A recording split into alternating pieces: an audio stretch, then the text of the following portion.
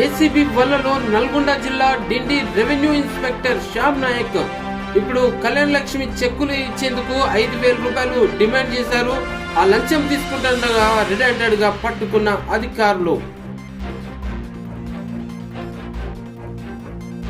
కేటీఆర్ నీ over action బంద్ పెట్టు, ACB interrogate చేస్తుందని గుర్తుపెట్టుకో అంటున్న కాంగ్రెస్ నేత అద్దంకి దయాంకర్.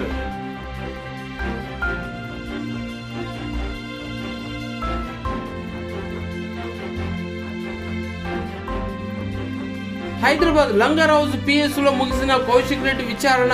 సిఐ విధులకు ఆటంకం కలిగించిన కేసులో 32 క్వశ్చన్స్ అన్నిటికీ ఆన్సర్ చెప్పారన్న ఎమ్మెల్యే.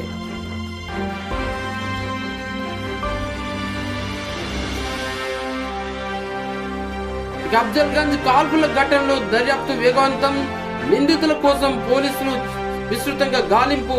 3 కమిషనరేట్ పరిధిలో చెక్ పోస్టుల ఏర్పాటు. రైల్వే స్టేషన్లు, బస్ స్టాండ్, లాడ్జీల్లో పూర్తిగా తనిఖీలు.